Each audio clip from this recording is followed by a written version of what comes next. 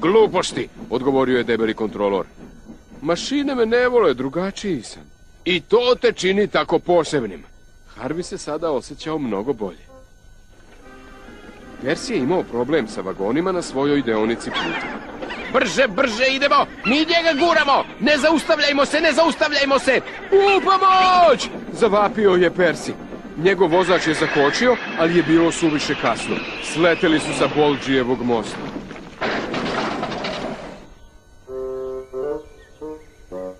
Na svu sreću niko nije bio povređen. Bertie je stigao i bio je ljut, iako mu je bilo drago što je Percy dobro. Blokirao si put, brecnuo se Bertie. On se plašio da neće stići da odveze glavni odbor železnice na demonstraciju. Kada je debeli kontrolor čuo vesti, odmah je otišao do Harveya. Moraš da spaseš jedan moj voz. Daću sve od sebe, gospodine, hrabro je obećao Harvey i istog časa je krenuo.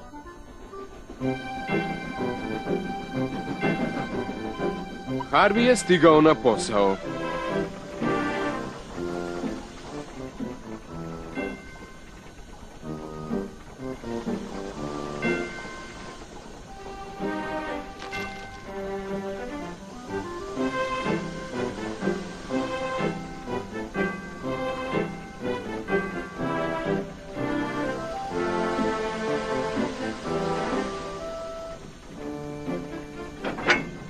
Percy je brzo vraćen na šine.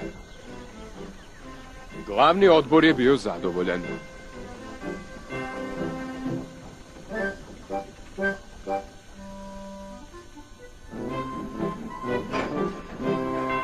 Bila je to lepa demonstracija. Glavni odbor je odlučio da se pridružiš ostalim mašinama na železnici. Hvala vam, gospodine, ponosno je rekao Harvey. Te noći je Harvey opet čuo razgovor mašina. Ovog puta razgovor je bio drugačiji. Bravo, Harvey, rekao je Gordon. Baš si koristan, rekao je James. Možeš da raznosiš moju poštu, rekao je Percy. Vidiš, rekao je Thomas, dobro je biti drugačiji. Sve mašine su se složile. Dobrodošao na železnicu ostrva Sodor, uzviknule su lokomotive. Harvey se zadovoljno nasmešio.